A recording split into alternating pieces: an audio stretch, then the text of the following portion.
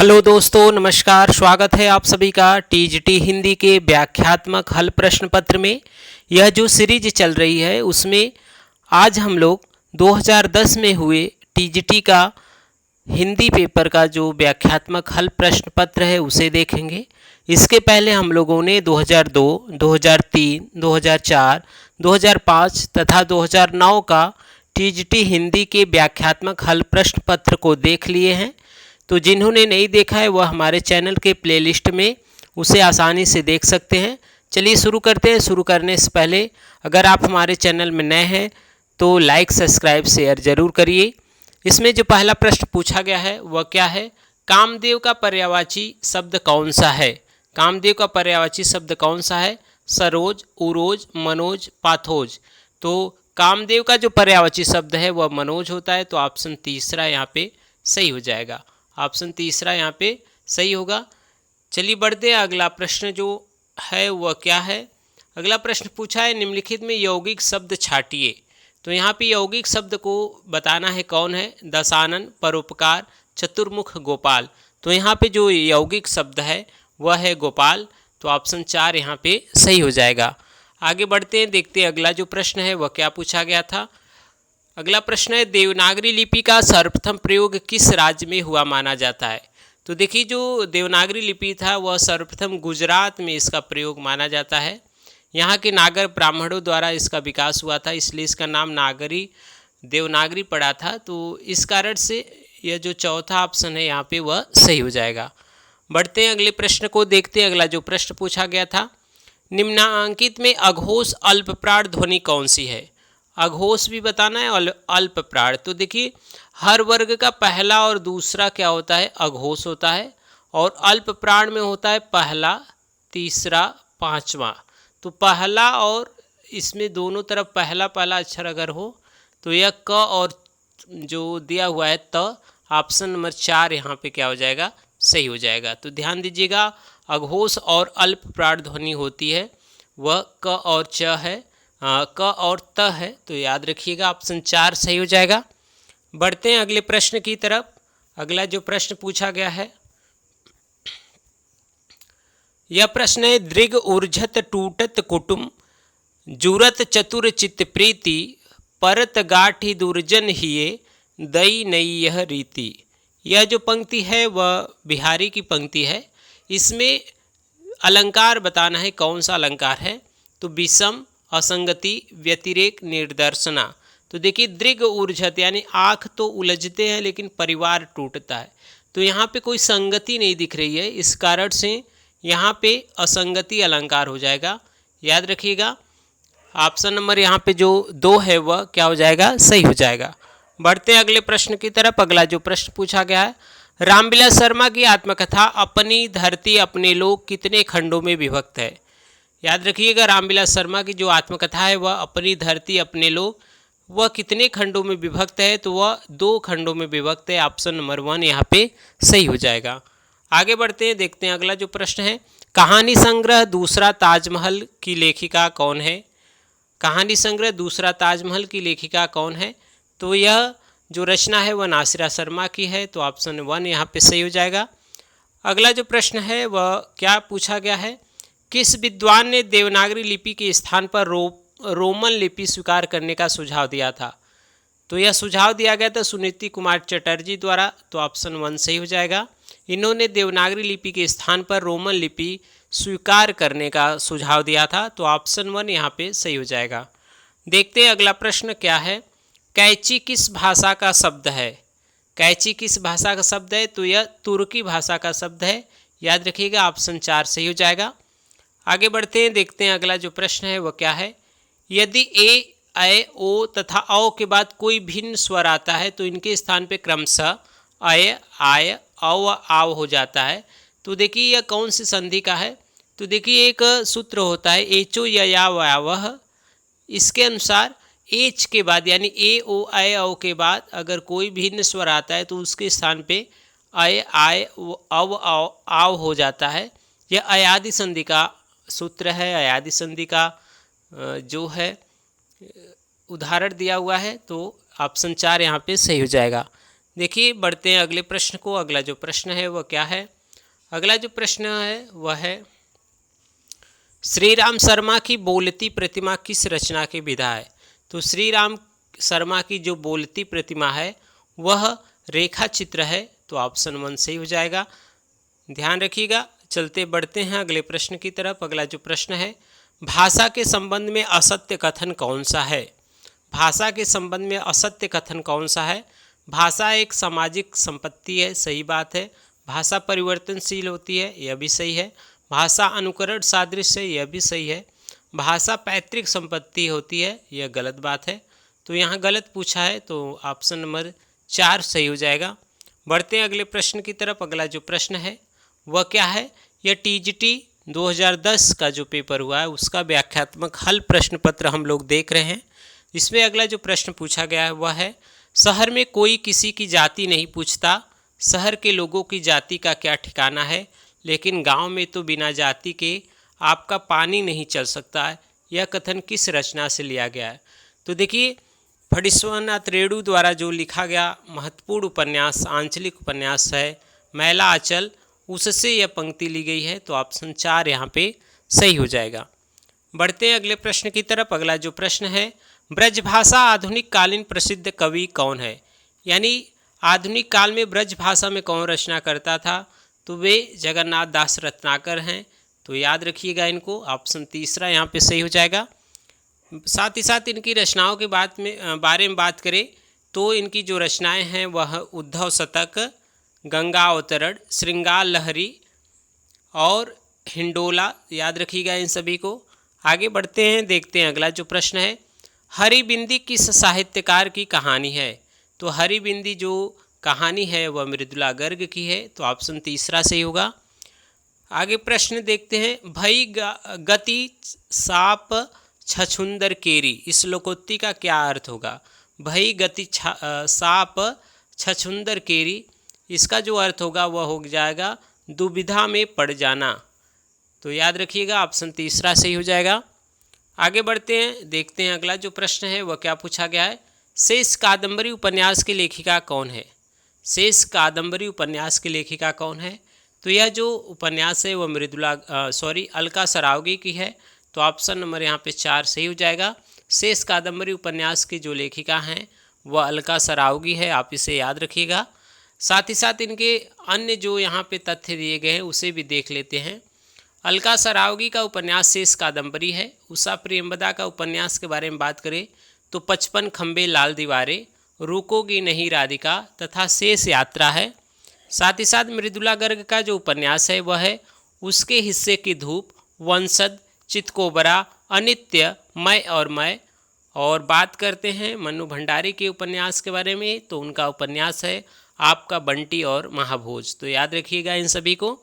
चलिए देखते हैं अगला जो प्रश्न है वह क्या पूछा गया है, भवभूति का मूल नाम क्या था? भवभूति का मूल नाम क्या था?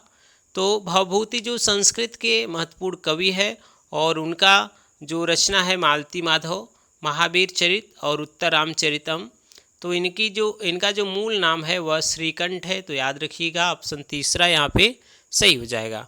बढ़ते हैं अगले प्रश्न की तरफ। अगला जो प्रश्न है, राम की गाय बहुत काली है में वाक्य में काली शब्द क्या है?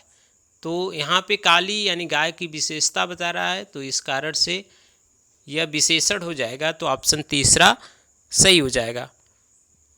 चलिए देखते हैं अगला जो प्रश्न है वह क्या है।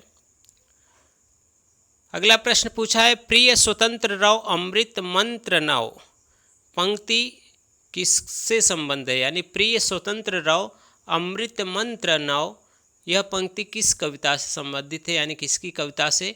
तो यह जयशंकर प्रसाद की कविता से संबंधित है, तो ऑप्शन 1 यहाँ पे सही हो जाएगा। देखते हैं अगला जो प्रश्न पूछा गया था वह क्या पूछा गया था। उत्तर प्रदेश सरकार द्वारा गठित लिपि सुधार परिषद 28-29 नवंबर 1953 को ही बैठक की अध्यक्षता किसने की थी? तो यह अध्यक्षता उस समय किया गया था तत्कालीन उपराष्ट्रपति डॉक्टर सर्वपल्ली राधाकृष्णन के द्वारा, तो ऑप्शन यहाँ पे 2 सही हो जाएगा। याद रखिएगा, उत्तर प्रदेश सरकार द्वारा गठित लिपि सुधार परिषद की 28 और 29 नवंबर 1953 को ही बैठक की अध्यक्षता जो किया गया था वह सर्वपल्ली राधाकृष्णन द्वारा, तो इसे याद रखिएगा। बढ़ते हैं अगले प्रश्न की तरफ। अगला जो प्रश्न पूछा गया था यह टीजीटी 2010 का व्याख्यात्मक हल प्रश्न पत्र है। देवनागरी लिपि का विकास माना जाता है, तो आप सभी जानते होंगे देवनागरी लिपि का जो विकास है वह ब्राह्मी से माना जाता है, तो ऑप्शन नंबर यहाँ तीसरा सही हो जाएगा। बढ़ते हैं अगले प्रश्न की तरफ। सूची 1 को सूची 2 से मिलाना है, तो यहाँ पे जो दिया गया है, यहाँ पे दिया हुआ है संकल्प सूरज काका मोटर, यह शब्द है, और इस तरफ वह कैसा शब्द है वह मिलाना है।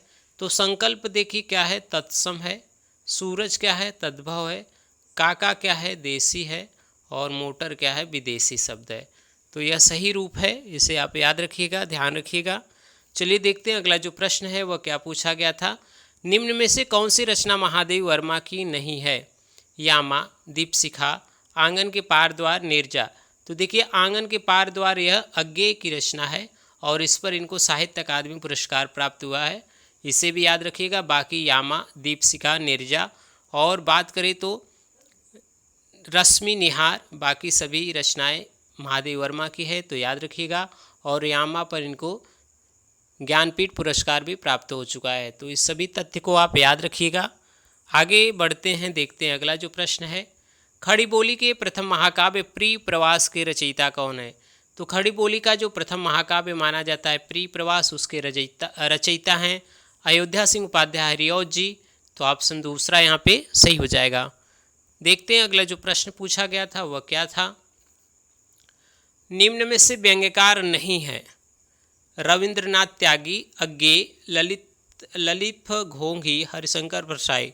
तो यहाँ पे जो व्यंग्यकार नहीं है वह अज्ञेय हैं, ऑप्शन नंबर दूसरा सही हो जाएगा। आगे बढ़ते हैं, देखते हैं अगला जो प्रश्न है। देवेंद्र सत्यार्थी के संस्मरण का क्या नाम है? महत्वपूर्ण प्रश्न है। देवेंद्र सत्यार्थी के संस्मरण का जो नाम है वह है रेखाएं बोल उठी, तो याद रखिएगा। माटी की मूर्ति रामवृक्ष बेनीपुरी की, अतीत के चलचित्र हैं महादेव वर्मा का, तो इस सभी तथ्य को याद रखिएगा। आगे बढ़ते हैं, अगला जो प्रश्न है वह क्या है। विष्णुकांत शास्त्री की प्रसिद्ध गद्य काव्य कृति का क्या नाम है? तो यह जो है कुछ चंदन और कुछ कपूर, तो इसे याद रखिएगा। यह विष्णुकांत शास्त्री का प्रसिद्ध गद्य काव्य कृति है, तो ऑप्शन तीसरा यहाँ पे सही हो जाएगा। अगला जो प्रश्न पूछा है, निम्नलिखित में कौन सी कृति जीवनी विधा से संबंधित नहीं है? जीवनी विधा से संबंधित कौन सी नहीं है? 84 वैष्णव की वार्ता, बसेरे से दूर, भक्तमाल, मालवीय जी के साथ 30 दिन। तो देखिए बसेरे से दूर जो है वह बच्चन का, हरिवंश राय बच्चन जी का आत्मकथा है या जीवनी नहीं है, तो ऑप्शन दूसरा यहाँ पे सही हो जाएगा। बढ़ते हैं अगले प्रश्न की तरफ। अगला जो प्रश्न है वह क्या है। अगला प्रश्न पूछा है, निम्नलिखित में से कौन सा समूह आचार्य हजारी प्रसाद द्विवेदी की उपन्यास को दर्शाता है? तो इनके जो उपन्यास हैं वह हैं बाण भट्ट की आत्मकथा, चारुचंद्र लेख, पुनर्नवा, अनामदास का पोथा, तो ऑप्शन दूसरा सही हो जाएगा। अगर बात करें अप्सरा, अलका, प्रभावती, निरुपमा, तो यह निराला जी की उपन्यास है। और झूठा सच, दादा कामरेड, देशद्रोही, दिव्या, यह यशपाल का है, तो इन सभी को तथ्य को याद रखिएगा। चलिए बढ़ते हैं, अगला जो प्रश्न है वह क्या है। द्विगु समास का उदाहरण है। द्विगु समास का उदाहरण क्या है? तो द्विगु समास में पहला शब्द जो होता है संख्यावाचक होता है, तो यहाँ पे जो त्रिभुवन है इसमें 3 संख्यावाचक है, तो इस कारण से ऑप्शन नंबर तीसरा यहाँ पे सही हो जाएगा। बढ़ते हैं अगले प्रश्न की तरफ। निम्न में से अशुद्ध वाक्य बताइए। अशुद्ध वाक्य कौन से हैं? तो मेज पर पुस्तक रखी है, यह सही वाक्य है। कच्चे तेल की कीमत घट गया, यह अशुद्ध वाक्य है, तो यहाँ पे यह उत्तर सही हो जाएगा। आगे बढ़ते हैं, देखते हैं अगला जो प्रश्न है। निष्फल न होने वाला क्या कहलाता है? तो निष्फल न होने वाला जो कहलाता है वह अमोघ कहलाता है, तो ऑप्शन नंबर यहाँ पे जो 4 है वह सही हो जाएगा। अगला जो प्रश्न पूछा गया था, 9 दिन चले 2.5 कोस से क्या तात्पर्य है? 9 दिन चले 2.5 कोस से जो तात्पर्य है वह है कि अधिक परिश्रम करने पर भी थोड़ा फल मिलना, तो ऑप्शन नंबर यहाँ पे जो 4 है वह सही हो जाएगा। आगे बढ़ते हैं, देखते हैं अगला प्रश्न। भवभूति की रचना का क्या नाम है? तो भवभूति की जो रचना है वह है महावीर चरितम, मालती माधव और उत्तर रामचरितम, तो यहाँ पे ऑप्शन में जो दिया हुआ है उत्तर रामचरितम है, तो ऑप्शन 1 यहाँ पे सही हो जाएगा। यह भवभूति की रचना है और इन्होंने एको रसः करुण एव कहकर करुण रस की परिकल्पना की है, तो इसे भी याद रखिएगा। चलिए देखते हैं अगला जो प्रश्न है वह क्या पूछा गया था। हम महान राष्ट्र के नागरिक है का संस्कृत अनुवाद क्या होगा? तो यह संस्कृत अनुवाद हो जाएगा वयम महता राष्ट्रस्य नागरिकाः अस्म। तो ऑप्शन 4 सही हो जाएगा। देखते हैं अगला जो प्रश्न है वह क्या है। प्रेम वाटिका नामक ग्रंथ रचित है, किसके द्वारा रचित है? तो यह रसखान की रचना है, तो ऑप्शन 1 सही हो जाएगा। चलिए देखते हैं अगला जो प्रश्न है वह क्या था। निम्नलिखित में से कौन सा शब्द कमल का पर्यायवाची नहीं है? कमल का पर्यायवाची इसमें से कौन सा नहीं है? अरविंद, शतदल, सरसिज, अमी। तो अमी देखिए जो है वह अमृत का पर्यायवाची है, कमल का पर्यायवाची नहीं है, तो ऑप्शन 4 यहाँ पे सही हो जाएगा। बढ़ते हैं अगले प्रश्न की तरफ। अगला प्रश्न दिया हुआ ज्ञानाश्रयी शाखा के प्रमुख कवि हैं। तो ज्ञानाश्रयी शाखा के जो प्रमुख कवि माने जाते वे कबीरदास। याद रखिएगा इनकी जो रचना है वह बीजक है, जिसमें 3 भाग है, साखी शबद रामायणी, तो इसे याद रखिएगा। और यह धर्मदास द्वारा जो इनके शिष्य हैं उनके द्वारा संकलित किया गया है, तो इन सभी तथ्य को आप ध्यान रखिएगा। चलिए देखते हैं अगला जो प्रश्न पूछा गया है वह क्या पूछा गया था। निम्नलिखित में से कौन सा नाटक जयशंकर प्रसाद द्वारा रचित है? तो जयशंकर प्रसाद के जो नाटक है वह ध्रुव स्वामिनी, तो ऑप्शन नंबर यहाँ पे 1 सही हो जाएगा। इनके अन्य नाटकों के बारे में बात करें तो इसे आप याद रखिएगा। विशाख, अजातशत्रु, कामना, जन्मेजय का नागयज्ञ, स्कंदगुप्त, एक घूट, चंद्रगुप्त, ध्रुव स्वामिनी, तो इन सभी को आप याद रखिएगा। यह जयशंकर प्रसाद के नाटक है। चलिए देखते हैं अगला जो प्रश्न है वह क्या है। निम्नलिखित में से कौन सा शब्द तत्सम रूप में है? तो देखिए यहाँ पे अंधकार जो है वह तत्सम रूप में है, तो ऑप्शन 1 यहाँ पे सही हो जाएगा। अगला जो प्रश्न पूछा गया है वह क्या पूछा गया है। अयोध्या सिंह उपाध्याय हरिऔध द्वारा लिखित काव्य ग्रंथ क्या है? तो अयोध्या सिंह उपाध्याय हरिऔध द्वारा लिखा गया जो काव्य है वह चोखे चौपदे। इनकी अन्य रचनाओं के बारे में बात करें तो प्रिय प्रवास, पद्म प्रसून, चुभते चौपदे, चोखे चौपदे, रस कलश तथा वैदेही वनवास प्रसिद्ध है, इसे याद रखिएगा। और कनुप्रिया यहाँ पे धर्मवीर भारती की रचना है। पथिक राम नरेश त्रिपाठी का और वासवदत्ता सोहनलाल द्विवेदी का, तो इन सभी को भी आप याद रखिएगा। चलिए देखते हैं अगला जो प्रश्न पूछा गया था वह क्या था।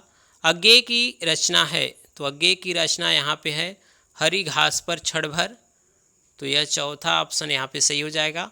अगर अन्य रचनाओं के बारे में बात करें तो इनके जो रचनाएं हैं हरी घास पे क्षण भर, बावरा अहेरी, इंद्रधनुष रौदे हुए, अरि ओ करुणामय प्रभामय, आंगन के पार द्वार, कितनी नावों में कितनी बार, सागर मुद्रा, महावृक्ष के नीचे, क्योंकि मैं उसे जानता हूँ, नदी की बाग पर छाया, असाध्य वीणा, याद रखिएगा। अगला चिंता और इत्यलम, यह सभी अज्ञेय की रचनाएं हैं। और इसमें अगर बात करें तो आंगन के पार द्वार पर साहित्य अकादमी और कितनी नावों में कितनी बार पर ज्ञानपीठ पुरस्कार मिला है, तो इस तथ्य को भी आप ध्यान रखिएगा। चलिए देखते हैं अगला जो प्रश्न है वह क्या है। अशोक के फूल निबंध रचित है, किसके द्वारा रचित है? तो आप सभी जानते होंगे हजारी प्रसाद द्विवेदी का बहुत ही प्रसिद्ध निबंध है हजारी प्रसाद द्विवेदी का अशोक के फूल। इनके अन्य निबंध के बारे में बात करें तो वह है विचार और वितर्क, कल्पलता, विचार प्रवाह, कुटज, साहित्य सहचर, आलोक पर्व, तो इन सभी को आप याद रखिएगा। ठीक है, चलिए देखते हैं अगला जो प्रश्न है वह क्या पूछा गया था। अनामिका काव्य किनके द्वारा रचित है? तो अनामिका जो काव्य है वह निराला की है, तो ऑप्शन दूसरा यहाँ पे सही हो जाएगा। इनकी अन्य रचनाओं के बारे में अगर बात करें तो वह अनामिका, परिमल, गीतिका, तुलसीदास, इनकी अन्य महत्वपूर्ण रचनाएं हैं, तो इन सभी को आप याद रखिएगा। चलिए देखते हैं अगला जो प्रश्न है वह क्या था। दुष्प्रकृति शब्द का सही संधि विच्छेद होगा, तो दुह धन प्रकृति से दुष्प्रकृति बन जाएगा, तो ऑप्शन 2 यहाँ पे क्या हो जाएगा, सही हो जाएगा। आगे जो प्रश्न दिया गया है, मैथिली बोली के लोकप्रिय कवि हैं, तो मैथिली बोली के जो लोकप्रिय कवि हैं वह विद्यापति हैं। इन्हें मैथिल कोकिल, अभिनय जयदेव, के नाम से भी जाना जाता है। तो इन सभी तथ्य को आप याद रखिएगा। आगे बढ़ते हैं, देखते हैं अगला जो प्रश्न है, हस्ताक्षेप का शुद्ध शब्द क्या है। तो देखिए हस्ताक्षेप नहीं होता, हस्तक्षेप होता है। किसी के मामले में हस्तक्षेप करना ऐसे कहा जाता है, तो सही रूप है हस्तक्षेप। तो ऑप्शन यहाँ पे जो तीसरा है वह सही हो जाएगा। इसे ध्यान से देख लीजिए, हस्तक्षेप यह रूप सही है। आगे बढ़ते हैं, देखते हैं अगला प्रश्न क्या पूछा गया था, सूरदास ने किस कृति को नहीं लिखा है।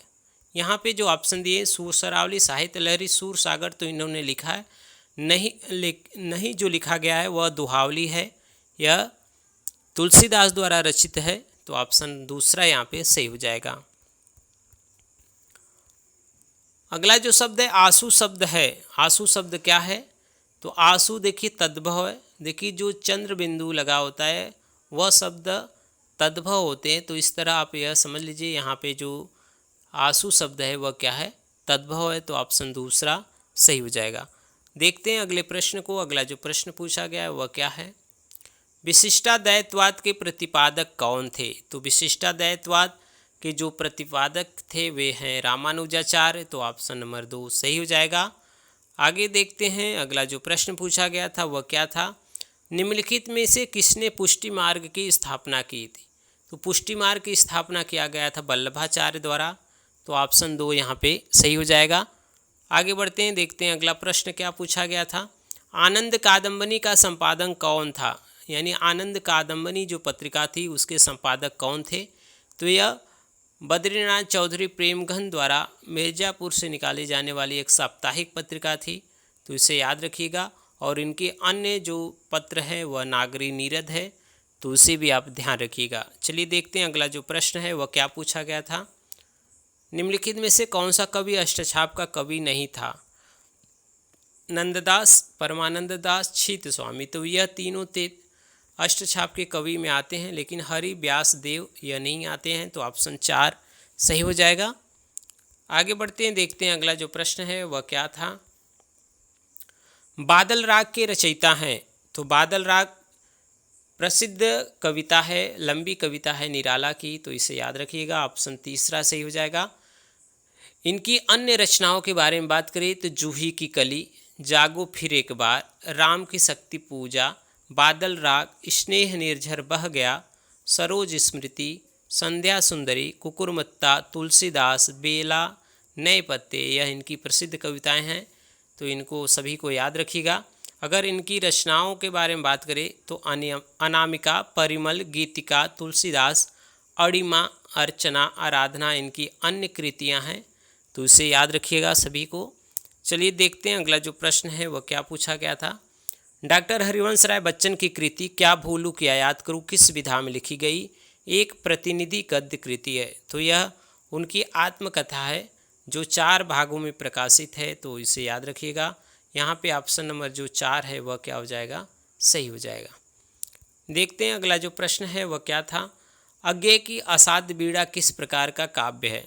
तो यह एक लंबी कविता है असाध्य बीड़ा। तो यहाँ पे ऑप्शन नंबर जो 4 है, प्रलंब काव्य या लंबी कविता, यह सही हो जाएगा। अज्ञेय की असाध्य बीड़ा एक लंबी कविता है। तो इसे याद रखिएगा। चलिए देखते हैं अगला जो प्रश्न है वह क्या है, जहाँ कारण बिना कार्य की उत्पत्ति होती वह कौन सा अलंकार होता है। तो जहाँ पे बिना कारण के ही कार्य की उत्पत्ति होती है वह विभावना अलंकार होता है। इसका एक प्रसिद्ध उदाहरण है, बिनु पग चले सुने बिनु काना। तो यह जो उदाहरण है वह विभावना अलंकार का है। तो इसे याद रखिएगा, जहाँ बिना कारण ही कार्य की उत्पत्ति हो वहाँ विभावना अलंकार होता है। तो ऑप्शन 1 यहाँ पे सही हो जाएगा। चलिए देखते हैं अगला जो प्रश्न है, तो पर वारो उर्वशी सुन राधिके सुजान, तू तो मोहन की उर्वशी कह हवे उर्वशी सुजान। तो यहाँ उर्वशी का जो अर्थ है वह 2 बार अलग अलग है, इस कारण से यहाँ पे यमक अलंकार है। ऑप्शन 1 सही हो जाएगा। आगे बढ़ते हैं, देखते हैं अगला जो प्रश्न पूछा गया था, यह टीजीटी हिंदी 2010 का व्याख्यात्मक हल प्रश्न पत्र है। तो इसे याद रखिएगा। अगला जो प्रश्न है, शुद्ध वर्तनी का चयन करना है। देखिए कुमुदनी का जो सही रूप है इन 4 ऑप्शन में जो तीसरा है, तो इसे ध्यान से आप देख लीजिएगा, कुमुदनी ऐसे लिखा जाता है। अगला प्रश्न है, नाटक जारी है किस विधा की रचना है। तो नाटक जारी है जो विधा है वह काव्य है, कविता है लीलाधर जगुड़ी की, तो इसे याद रखिएगा।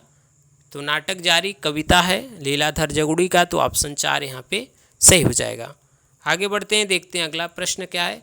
गंगा का एक नाम है, गंगा का एक अन्य नाम जो है वह विष्णुपदी है, तो इसे याद रखिएगा।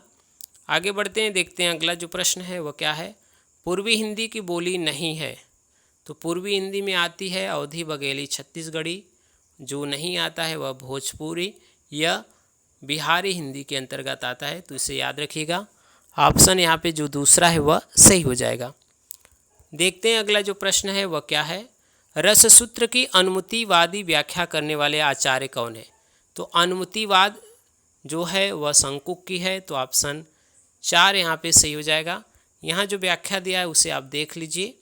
भट्टलोलट का मत है उत्पत्तिवाद या आरोपवाद, तो याद रखिएगा भट्टलोलक का उत्पत्तिवाद या आरोपवाद, आचार्य शंकुक का अनुमतिवाद, भट्टनायक का भुक्तिवाद या भोगवाद, अभिनव गुप्त का अभिव्यक्तिवाद। तो इन सभी को याद रखिएगा, इनसे एक प्रश्न पूछा जाता है। आगे बढ़ते हैं, देखते हैं अगला प्रश्न क्या है। निम्नलिखित में से कौन शब्द स्त्रीलिंग नहीं है? तो यहाँ पे जो पानी है वह पुल्लिंग में प्रयोग होता है, तो यह स्त्रीलिंग नहीं है, तो ऑप्शन 1 यहाँ पे सही हो जाएगा। अगला जो प्रश्न है वह क्या है। निशीथ का उपयुक्त शब्द क्या है? उपयुक्त अर्थ क्या है? तो देखिए अर्धरात्रि का जो समय होता है उसे निशीथ कहा जाता है, तो यहाँ पे ऑप्शन नंबर 1 यहाँ पे सही हो जाएगा। अर्धरात्रि के समय को निशीथ कहा जाता है, तो इसे याद रखिएगा। अगला जो प्रश्न है वह क्या है। झूला नट उपन्यास की रचनाकार हैं, तो झूला नट जो है वह मैत्रेयी पुष्पा का एक महत्वपूर्ण उपन्यास है, तो इसे याद रखिएगा। इनके जो अन्य उपन्यास है वह है इदन्नम, चाक, झूला नट, अलमा कबूतरी, तो याद रखिएगा इन सभी को। चलिए देखते हैं अगला जो प्रश्न है वह क्या पूछा गया था। उत्तर कबीर पर व्यास सम्मान पाने वाले रचनाकार कौन है? तो उत्तर कबीर जो रचना है वह केदारनाथ सिंह की है और इस पर इनको व्यास सम्मान मिला था, तो ऑप्शन दूसरा यहाँ पे सही हो जाएगा। अगला जो प्रश्न है वह क्या है। प्रेम मार्गी कवि नहीं है, तो देखिए प्रेम मार्गी कवि कौन नहीं है। तो यहाँ पे सूरदास जो हैं वह कृष्ण धारा के कवि हैं, तो यहाँ पे ऑप्शन 1 सही हो जाएगा। मलिक मोहम्मद जायसी, मुल्ला दाऊद और मंझन यह सभी प्रेम मार्गी कवि हैं, तो इसे याद रखिएगा। चलिए देखते हैं अगला जो प्रश्न है वह क्या है। सही युग्म का चयन करना है कि सही क्या है? तो काले टोपी यानी नहीं होता है, काला टोपी होता है। सुनहरी पत्ता यह भी गलत है। दुबला पतला लड़का, तो यह सही है। उड़ता हुआ चिड़िया नहीं होता है, उड़ती हुई चिड़िया होती है, तो यहाँ पे जो तीसरा रूप है वह सही हो जाएगा। चलिए देखते हैं अगला जो प्रश्न पूछा गया था वह क्या है। सूची 1 का मिलान सूची 2 से करना है। कालिदास की रचना क्या है? तो कालिदास की रचना है ऋतु संहार। बहुभूति की रचना क्या है? वह उत्तर रामचरितम। दंडी की क्या है? दश कुमार चरितम। बाणभट्ट की क्या है? कादंबरी। और श्रीहर्ष का क्या है? नैषधि चरितम। तो यह सही रूप है, तो इसे आप याद रखिएगा। चलिए देखते हैं अगला जो प्रश्न है वह क्या पूछा गया था। अगला प्रश्न है कि निम्नलिखित में से पुल्लिंग शब्द कौन सा है? तो यहाँ पे पुल्लिंग शब्द जो है वह मजा है, तो ऑप्शन 1 सही हो जाएगा। चलिए देखते हैं अगला जो प्रश्न है वह क्या पूछा गया था।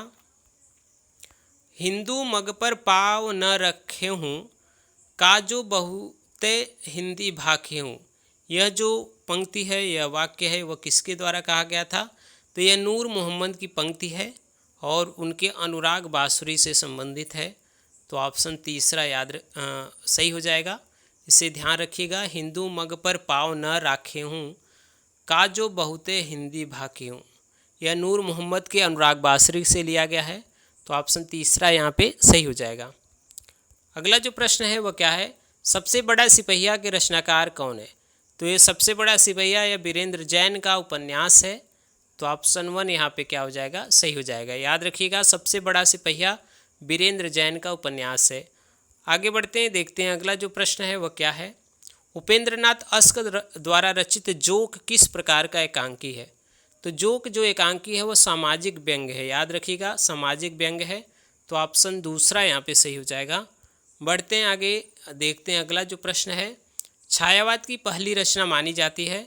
तो ये जयशंकर प्रसाद की जो झरना है उसे छायावाद की पहली रचना मानी जाती है। तो ऑप्शन 4 यहाँ पे सही हो जाएगा। चलिए देखते हैं अगला जो प्रश्न है वह क्या है। अगला प्रश्न पूछा है, निम्नलिखित वाक्यों में क्रिया विशेषण युक्त वाक्य कौन सा है। तो क्रिया और विशेषण का प्रयोग किस में हुआ है। तो लड़का रोते रोते घर पहुंचा।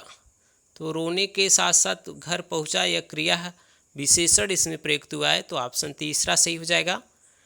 अगला जो प्रश्न है वह क्या है, वियोगी हरि का वास्तविक नाम क्या था। तो वियोगी हरि का वास्तविक नाम है हरि प्रसाद द्विवेदी। तो ऑप्शन यहाँ पे जो दूसरा है वह सही हो जाएगा। याद रखिएगा, वियोगी हरि का जो वास्तविक नाम है हरि प्रसाद है। तो ऑप्शन दूसरा यहाँ पे सही हो जाएगा। अगला जो प्रश्न है, भारतीय भाषा परिषद कोलकाता द्वारा प्रकाशित पत्रिका कौन सी है। भारतीय भाषा परिषद कोलकाता द्वारा प्रकाशित पत्रिका जो है वह वागार्थ है। तो याद रखिएगा, ऑप्शन 4 यहाँ पे सही हो जाएगा। आगे बढ़ते हैं, देखते हैं अगला जो प्रश्न है वह क्या है, भारतीय नारी की समस्याओं को आधार बनाकर महादेव वर्मा ने कौन सा ग्रंथ लिखा है। तो यह जो ग्रंथ लिखा गया है वह श्रृंखला की कड़ियाँ। तो याद रखिएगा, ऑप्शन दूसरा यहाँ पे सही हो जाएगा। आगे बढ़ते हैं, देखते हैं अगला जो प्रश्न है वह क्या है, स्त्री विमर्श का उद्देश्य क्या है। स्त्री विमर्श का जो उद्देश्य है वह है स्त्री की अस्मिता की खोज, पुरुष प्रभुत्व का विरोध, स्त्रियों की रचनाशीलता की परंपरा की पहचान, उपयुक्त सभी। तो इनमें से जो सभी है वह सही हो जाएगा। ऑप्शन 4 यहाँ पे सही हो जाएगा। बढ़ते हैं अगले प्रश्न की तरफ। अगला जो प्रश्न है वह क्या है, हिंदी में गीति नाट्य परंपरा का प्रथम रचना किसे माना गया है। तो प्रसाद द्वारा जो रचित है करुड़ालय, उसे गीति नाट्य परंपरा का प्रथम काव्य माना जाता है, रचना माना जाता है। तो ऑप्शन यहाँ पे जो पहला है वह सही हो जाएगा। चलिए देखते हैं अगला जो प्रश्न पूछा गया वह क्या पूछा गया था। हिंदी शब्दानुशासन ग्रंथ के रचनाकार कौन है। याद रखिए, हिंदी शब्दानुशासन के जो रचनाकार हैं किशोरीदास वाजपेयी। अगर बस शब्दानुशासन पूछे तो वह हेमचंद्र की रचना हो जाएगी। तो इसे याद रखिएगा। आगे बढ़ते हैं, देखते हैं अगला जो प्रश्न है वह क्या है, भला मैं क्या कर सकता हूँ में भला शब्द क्या है। तो भला शब्द यहाँ पे जो है वह अव्यय है। तो ऑप्शन 4 सही हो जाएगा। आगे देखते हैं अगला जो प्रश्न है, बोलगा से गंगा किसकी रचना है। तो बोलगा से गंगा राहुल संस्कृत्यायन की कहानी संग्रह का नाम है। तो इसे याद रखिएगा। ऑप्शन नंबर यहाँ पे जो तीसरा है वह सही हो जाएगा। आगे बढ़ते हैं, देखते हैं अगला जो प्रश्न है, इनमें से कौन सा समूह आचार्य रामचंद्र शुक्ल की रचनाओं को दर्शाता है। तो इनकी जो रचना है हिंदी साहित्य का इतिहास, चिंतामणि, रसमीमांसा, त्रिवेणी, यह इनकी रचनाओं को दर्शाता है। तो याद रखिएगा, ऑप्शन यहाँ पे दूसरा जो है वह सही हो जाएगा। अगला जो प्रश्न दिया गया है वह क्या है। अगला प्रश्न है, डॉक्टर संपूर्णानंद की रचना का नाम क्या है। तो डॉक्टर संपूर्णानंद की रचना का जो नाम है वह भाषा की शक्ति। तो ऑप्शन 4 यहाँ पे सही हो जाएगा। देखते हैं अगला प्रश्न क्या है, कौन सी कृति मोहन राकेश की नहीं है। तो आषाढ़ का एक दिन, लहरों के राजहंस, आधे अधूरे तो इनकी नाटक हैं। लेकिन कन्यादान जो है वह जो नाटक है वह जो नाटक लिखा गया वह सरदार पूर्ण सिंह के द्वारा। तो इनके जो अन्य निबंध है उसे भी आप देख लीजिए। तो सच्ची वीरता, आचरण की सभ्यता, पवित्रता, मजदूरी और प्रेम, कन्यादान, अमेरिका का मस्त योगी, वाल्ट हिटमैन, यह सरदार पूर्ण सिंह के निबंध है। तो इन सभी तथ्य को आप याद रखिएगा। देखते हैं अगला जो प्रश्न है वह क्या पूछा गया था। अगला प्रश्न है, दृश्य काव्य की विधा क्या है। तो आप सभी जानते होंगे जो नाटक है वह दृश्य काव्य होता है। तो ऑप्शन 1 यहाँ पे सही हो जाएगा। अगला प्रश्न है, शब्दार्थों सहित काव्यम परिभाषा किसके द्वारा दी गई है। तो यह भामा की पंक्ति है। भामा द्वारा कहा गया है शब्दार्थों सहित काव्यम। तो ऑप्शन तीसरा यहाँ पे क्या हो जाएगा, सही हो जाएगा। देखते हैं अगला प्रश्न, नहुस नाटक के लेखक बाबू गिरधर दास का भारतेंदु हरिश्चंद्र से क्या संबंध था। तो वह इनके पिता थे। तो ऑप्शन 1 यहाँ पे सही हो जाएगा। अगला प्रश्न है, नीचे दिए गए नामों में से कौन सा कवि वल्लभाचार्य का शिष्य नहीं है? तो देखिए सूरदास, परमानंद दास, कुम्भन दास, यह तो वल्लभाचार्य के शिष्य थे, लेकिन जो चतुर्भुज दास है वह विट्ठलनाथ के शिष्य है, तो ऑप्शन 1 यहाँ पे सही हो जाएगा। चलिए देखते हैं अगला जो प्रश्न है वह क्या है। प्रतिधन आरोपण, तो प्रत्यारोपण हो जाएगा। इको अड़ची से ई के स्थान पे यह आ जाता है, तो या ती में जो ई लगा है उसके स्थान पे यह आ जाएगा, तो प्रत्यारोपण बन जाएगा, तो ऑप्शन तीसरा यहाँ पे सही हो जाएगा। देखिए अजायब घर, अगला जो प्रश्न पूछा गया अजायब घर है, तो अजायब घर एक विदेशी शब्द है, तो ऑप्शन दूसरा सही हो जाएगा। आगे बढ़ते हैं, देखते हैं अगला जो प्रश्न है वह क्या पूछा गया था। अगला प्रश्न है दंडी के काव्यशास्त्री ग्रंथ का नाम क्या है? तो दंडी का जो काव्यशास्त्री ग्रंथ है वह काव्यादर्श है, तो उसे याद रखिएगा। इनकी अन्य रचनाओं के बारे में बात करें तो 10 कुमार चरितम, काव्यादर्श, अवंती सुंदरी कथा, छंदो विचित, कला परिच्छेद, द्विसंधान काव्य, तो इन सभी को याद रखिएगा। चलिए देखते हैं अगला प्रश्न क्या है। दैत्य प्लस अरि यानी दैत्यारी किसका उदाहरण है? तो दैत्य धन अरि दैत्यारी जो हो जाएगा वह दीर्घ संधि का, अकह सवड़े से दीर्घ हो जाएगा, तो यहाँ स्वर संधि का उदाहरण है। आगे बढ़ते हैं, अगला जो प्रश्न है कह दन अपि बराबर कोपि होता है, तो ऑप्शन जो 4 हो जाएगा वह सही हो जाएगा। आगे बढ़ते हैं, देखते हैं अगला प्रश्न है राम दशरथ के पुत्र थे का संस्कृत का मूल क्या है? तो राम दशरथस्य पुत्र आसीत, ऑप्शन 1 यहाँ पे सही हो जाएगा। आगे प्रश्न जो दिया गया है ज्ञानी भी सार्थकम कदापि न दुह्यते का अनुवाद क्या होगा? तो इसका अनुवाद होगा ज्ञानी के साथ कभी भी बैर नहीं करना चाहिए, तो ऑप्शन तीसरा यहाँ पे सही हो जाएगा। आगे देखते हैं अगला प्रश्न क्या है। निम्नलिखित में से कंठ ध्वनियाँ कौन सी है? तो अकुह विसर्जनीय नाम कंठ होता है, यानी अ और क वर्ग विसर्ग और ह, यह सभी कंठ ध्वनियाँ हैं, तो यहाँ पे जो क ख है वो विसर्ग ध्वनियाँ हैं, तो याद रखिएगा, कंठ ध्वनियाँ हैं। यहाँ पे पहला ऑप्शन सही हो जाएगा। आगे देखते हैं अगला प्रश्न है वह क्या पूछा गया है।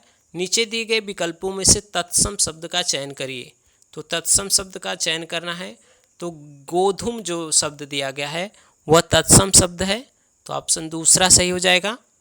आगे बढ़ते हैं, देखते हैं अगला प्रश्न क्या है। निम्नलिखित में से तद्भव शब्द का चयन करना है, तो तद्भव शब्द यहाँ पे मुँह जो है, यहाँ जो चंद्र बिंदु लगा हो तो समझ लीजिए वह तद्भव शब्द है। अगला प्रश्न देखते हैं, अगला जो प्रश्न है वह क्या है। शैतान की आत का अर्थ क्या है? तो इसका अर्थ है अत्यंत धूर्त व्यक्ति, तो ऑप्शन नंबर 1 यहाँ पे सही हो जाएगा।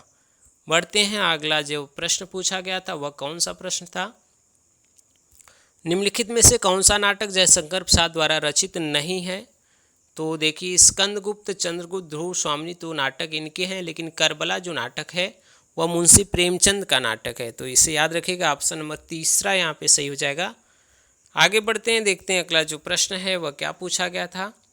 निम्नलिखित पंक्तियाँ किस प्रसिद्ध लंबी कविता से उद्धृत हैं?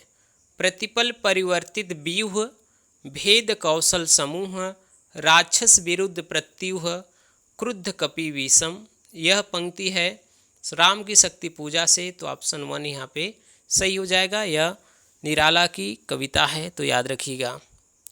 आगे जो प्रश्न पूछा गया वह क्या पूछा गया था। कविता क्या है, निबंध के लेखक कौन है? तो कविता क्या है, निबंध के जो लेखक हैं वह रामचंद्र शुक्ल हैं, तो ऑप्शन 1 सही हो जाएगा।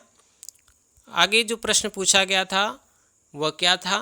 सन 1954 में प्रकाशित नई कविता पत्रिका के संपादक कौन थे? तो वे जगदीश गुप्त थे, तो ऑप्शन 4 सही हो जाएगा। अगला जो प्रश्न है वह क्या है।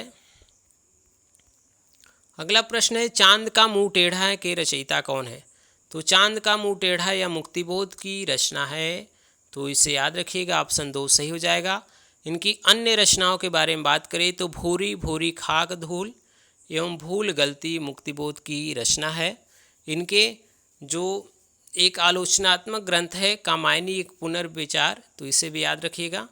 आगे बढ़ते हैं, देखते हैं अगला प्रश्न क्या है। केदारनाथ सिंह किस सप्तक के कवि हैं? यानी केदारनाथ सिंह किस सप्तक में संकलित हैं? तो वे तीसरे सप्तक के कवि हैं, तो ऑप्शन यहाँ पे जो तीसरा है वह सही हो जाएगा। आगे बढ़ते हैं, देखते हैं अगला जो प्रश्न पूछा गया था वह क्या है। पंकज शब्द निम्न में से किससे संबंधित है। तो पंकज जो है वह योग रूढ़ शब्द है, तो ऑप्शन तीसरा यहाँ पे सही हो जाएगा। आगे बढ़ते हैं, देखते हैं अगला जो प्रश्न है वह क्या है। संघ की राजभाषा हिंदी और लिपि देवनागरी होगी, यह संविधान के किस अनुच्छेद में वर्णित है। तो यह 343 में वर्णित है, तो ऑप्शन 1 यहाँ पे सही हो जाएगा। यह टीजीटी हिंदी 2010 का पेपर है, जिसका व्याख्यात्मक हल प्रश्न पत्र हम लोग देख रहे हैं। इसमें जो अगला प्रश्न है वह क्या पूछा गया था। हिंदी का पहला समाचार पत्र कब और कहाँ से प्रकाशित हुआ। तो 1828 ईस्वी में कलकत्ता से प्रकाशित 1826 ईस्वी में कलकत्ता से प्रकाशित होने वाला जो उदंत मार्तंड है वह हिंदी का पहला समाचार पत्र है। तो याद रखिएगा, पहला पत्र है 1826 कलकत्ता से प्रकाशित होने वाला, तो ऑप्शन 1 सही हो जाएगा। देखिए अगला जो प्रश्न है वह क्या है। अगला प्रश्न दिया है, उपाय वही सही होता है जिसका लोहा विरोधी भी माने। इसके लिए सही लोकोक्ति कौन सी होगी। तो इसका जो सही लोकोक्ति होगा, जादू वही जो सिर चढ़कर बोले, तो ऑप्शन तीसरा सही हो जाएगा। आगे बढ़ते हैं, देखते हैं अगला जो प्रश्न है वह क्या है। निम्नलिखित में से कौन सी रचना पुष्यदंत की नहीं है। महापुराण, जय कुमार चरयू, जसहर चरयू, यह तीनों तो इनकी रचना है, लेकिन पयुम चरयू यह स्वयंभू की रचना है, तो याद रखिएगा। और पुष्यदंत की जो बाकी रचनाएं हैं तो याद रखिएगा। आगे देखते हैं अगला जो प्रश्न है वह क्या है। सुख दुख के बीच लगने वाले इस चिन्ह को क्या कहते हैं। तो इस चिन्ह का नाम योजक चिन्ह है, तो ऑप्शन दूसरा सही हो जाएगा। आगे बढ़ते हैं, देखते हैं अगला प्रश्न है। जिसमें जानने की इच्छा हो उसे क्या कहते हैं। तो उसके लिए एक शब्द है जिज्ञासु, ऑप्शन 4 सही हो जाएगा। अज्ञेय का पूरा नाम पूछा है तो सभी जानते होंगे, सच्चिदानंद हीरानंद वात्स्यायन अज्ञेय, तो ऑप्शन तीसरा सही हो जाएगा। आगे जो प्रश्न दिया गया है वह क्या है। निम्नलिखित शब्दों में से किस शब्द में उपसर्ग नहीं है। ध्यान दीजिए, मिलान, सुपुत्र, अधर्म, सुकर्म, तो यहाँ पे जो मिलान शब्द है इसमें कोई भी उपसर्ग नहीं जुड़ा है, बाकी तीनों में उपसर्ग जुड़े हैं, तो यहाँ पे ऑप्शन 1 सही हो जाएगा। देखते हैं अगला जो प्रश्न है वह क्या है। स्फूर्ति शब्द का तद्भव रूप क्या होगा। तो स्फूर्ति शब्द का जो तद्भव रूप होगा वह होगा फूर्ति, तो ऑप्शन तीसरा सही हो जाएगा। अगला जो प्रश्न है वह है, हिंदी साहित्य के इतिहास ग्रंथ हिंदी साहित्य विमर्श के लेखक कौन है। तो हिंदी साहित्य का विमर्श लेखक, यह लेखक है पद्मलाल पुन्नालाल बख्शी द्वारा इनकी रचना की गई है, यानी हिंदी साहित्य का विमर्श पद्मलाल पुन्नालाल बख्शी का है, तो ऑप्शन 4 सही हो जाएगा। अगला जो प्रश्न है वह क्या है। पराधीन सपनेहु सुख नाहि, यह पंक्ति किसके द्वारा लिखी गई है। तो यह प्रसिद्ध पंक्ति है जो तुलसीदास द्वारा रचित है, तो ऑप्शन यहाँ पे 4 सही हो जाएगा। आगे बढ़ते हैं, देखते हैं अगला प्रश्न। पेड़ से पत्ते गिरते हैं, इसमें कौन सा कारक है। तो देखिए, जहाँ अलगाव होता है, पेड़ से पत्ता टूटकर अलग हो रहा है, तो वहाँ अपादान कारक होता है, तो ऑप्शन 2 यहाँ पे क्या हो जाएगा, सही हो जाएगा। आगे देखते हैं अगला जो प्रश्न है वह क्या है। निम्नलिखित में से किस शब्द में उपसर्ग है। दशक, पराजय, लालिमा, कारीगर, तो यहाँ जो पराजय शब्द है उसमें उपसर्ग का प्रयोग किया गया है, तो ऑप्शन दूसरा सही हो जाएगा। आगे देखते हैं अगला जो प्रश्न है। आचार का विलोम शब्द क्या है। तो आचार का जो विलोम शब्द है वह अनाचार है, तो ऑप्शन 1 सही हो जाएगा। यह टीजीटी हिंदी 2010 का पेपर था, जिसका व्याख्यात्मक हल प्रश्न हम लोग देख रहे थे। इसके आने वाले जो अगला वीडियो है उसमें हम 2011 में हुए टीजीटी हिंदी का व्याख्यात्मक हल प्रश्न पत्र देखेंगे। तब तक के लिए आप सभी का बहुत बहुत धन्यवाद, आभार। अगर आप हमारे चैनल में नए हैं तो लाइक, सब्सक्राइब, शेयर ज़रूर करिए।